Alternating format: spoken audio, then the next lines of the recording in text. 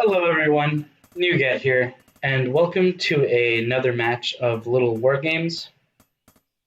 Today, I'm bringing you somewhat of a special game, in the sense of we have a player here that we haven't seen in quite a while. Hobo is in the top left corner of Ravaged AA4, and he is playing the red pieces, and he is going up against myself, playing the blue pieces in the bottom right corner of Ravaged AA4. So this is going to be a pretty interesting game, purely because Hobo hasn't. I haven't seen Hobo play for about I think a week or two, and so seeing him back in the lobby and playing games is always it's always been a great thing to just have. And then likewise for me, I'm coming off of a week away from the game, going into midterms. And so Hope and I had at this point been playing a couple games, and this is the third game out of the set of games that we were playing. The first game we both went barracks versus barracks, and he won that game. I played absolutely terrible. Second game, I kind of cheesed him a little bit. I went for this mech strat, and then I went into gyrocraft and really kind of crushed his economy that way. And then this game is one I kind of want to cast because I thought I played pretty well. I thought we both played pretty well in this game. So we're spectated by Weirdrat as well as Rurks, I believe. And so there's going to be a little bit of commentary, as you can see in the bottom of the screen there. All right, very exciting. So for myself, going for a standard opening where I get this raider out on the map and do a little bit of scouting. I am following it up with another raider and constantly producing workers. My opponent, he just got this this one Gatling gun, and he's going to use it to protect his worker while he goes for a castle. And so this is a move I actually saw Weirdrat do. Weirdrat was in the exact same position against Rhinus, who is a very popular, very common mech player. And what Weirdrat did is he dove with this raider and went in to kill that worker. And so I basically tried to do the same strategy, especially before he could get a second Gatling out. And so I was very happy with what I was able to achieve there. I knew that he would be, behind a little bit economically as a result, and so I thought that was very well achieved. And at the same time, I still have that raider alive, and so I'm just happy to put a little bit of harassment. As long as I can keep this raider alive, I'm happy. So that's essentially what I try and do. I kill one of his gyrocraft, and then I commit to killing his worker. At least I thought I did. I think once I took control, I was macroing at home, and so I'm basically I basically decided I'm not going to produce anything, especially if I can keep my opponent at bay with just two raiders. Like if he's going to start losing so much resource, then I'm not going to produce anything just yet. I'm going to save so I can get a greedy third base, and so that's what I decide to do. I think at this point I decide to scout. At least I should be scouting. But I get this third base, I decide to scout, and if my opponent is constantly producing and or going for a third base of his own, I could stop that. But if he's just going to produce army, I know I'll be in a much better spot economically. And so I can get to the point where I can start producing out of these two barracks 100% of the time, and then I'll have an army that'll be ready to counter him. For him, I mean, if Hobo could have played this better, I think I probably would have sent, or I probably would have built another Gatling right away, maybe delayed the second base a little bit, but that way you would not have lost that worker and thus lost a little bit of time. I'm just trying to scout. I noticed that his army is not present, and so I'm basically just trying to scout, constantly getting information about how large his army is, what I can do, can I push him around, kind of thing. And so I'm constantly looking at that. At this point, I go into tech. So I decided even before this game started that I wanted to go into fast third base, into priests, while constantly producing out of my 2 barracks, then getting a 3rd barrack, and then getting a 4th base after that point. And then once I have 4 bases, then I'll go into upgrades and be in a good spot economically. I'll address this in a little bit, I think. But at this point, I felt like my my micro was really nice. Right now I have it at 70, so I'm just macroing up. I'm making sure to produce. I'm taking control of these raiders, and when I do take control of these raiders, it's all about getting more information, seeing where my opponent's units are. And so I don't have information on this 3rd base, but I want to. Like I really want to know if my opponent's on 2 bases or 3. And so I will eventually find that out with my raiders soon enough. Let's go ahead and look at production. This is pretty rough though. I think if I would have played this game again, I would have wanted to take a second to look at my base and just take care of this. Weirdrat basically let me know he was looking at that and suggested that I should fix that, and thus I did. At this point, I think I have enough resources to go for another base.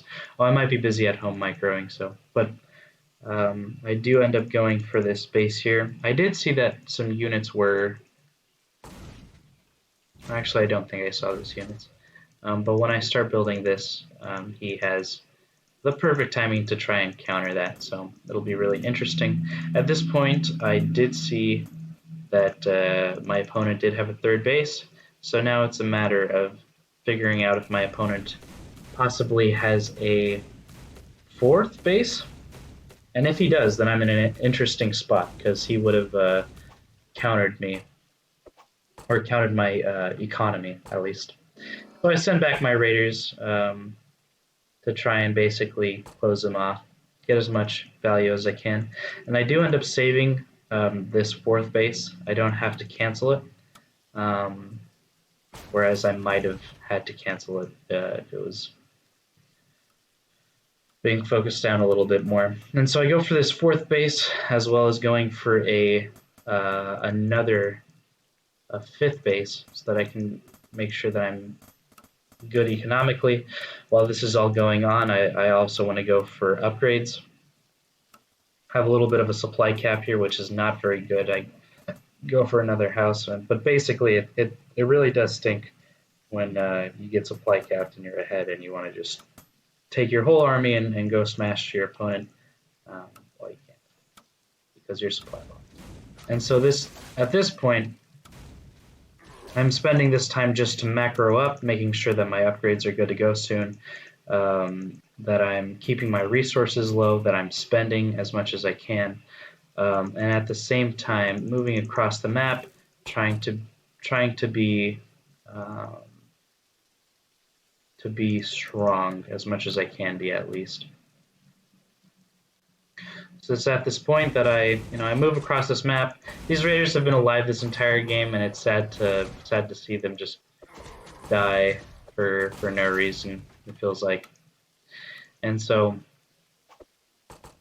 my opponent Hobo goes for a great move where he moves these units across the map, and he does a little bit of a multi-pronged harass with that airship that we looked at earlier. Actually, that airship may have died now. Nope, looks like it's still alive. He does have an airship somewhere. Oh, here it is. It's in my base. So he's doing a fantastic job of harassing my base with these mech units. Doing a good job of that. But at the same time, I'm trying my best to just keep everything alive, make sure that I'm, again, in a good spot economically, and getting upgrades and such. So at this point, I'm just constantly producing.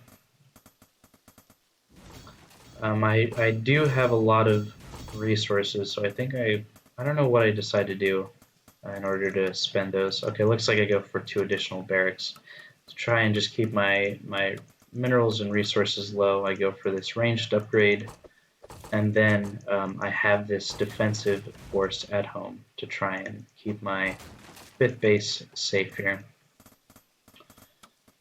Not too oversaturated, so I should be going for some more workers. I want to have at least 4 fully saturated bases so I can produce as much as I want, and then just throw them, chuck my units at the enemy, basically.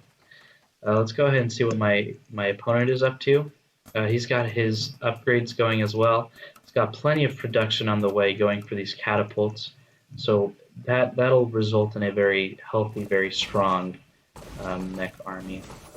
I make sure in this fight to try and keep my priest alive as much as possible. I know priests are very good at keeping value.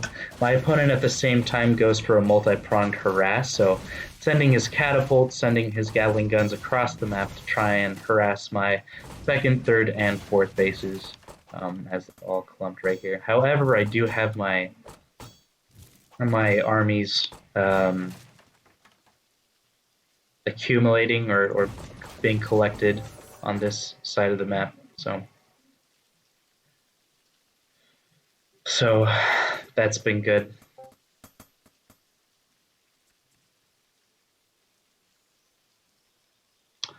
At this point, from my perspective, I hear Weirdrak comment something saying that, oh man, this is a rough position, because Weirdrak basically said that that I had let him get too many bases, which basically tells me that he doesn't have the army to protect all of his bases, especially when I had been doing a good job of dealing with him economically. But this is actually something that I wish I would have done a little bit more of throughout the game, where I wish I would have sent some small units, similar to how Hobo is harassing me at home.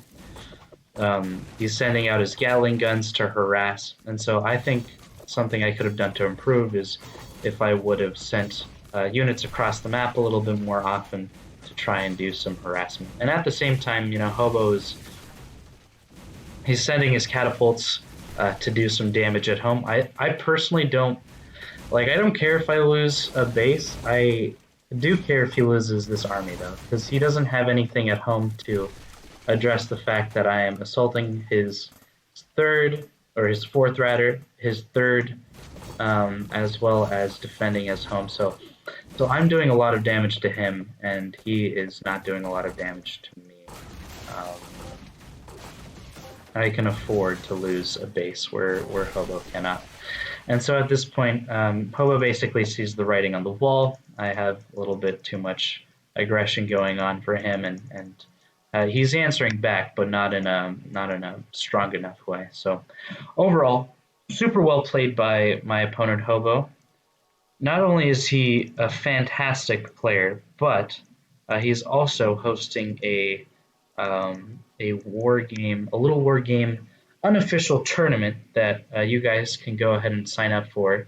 I'll leave a link for that game in the description, and it is essentially a great way for players that enjoy the 1v1 aspect of this game to just sharpen up their skills against other opponents, to really try and be competitive, and to really try and learn more and more about this game.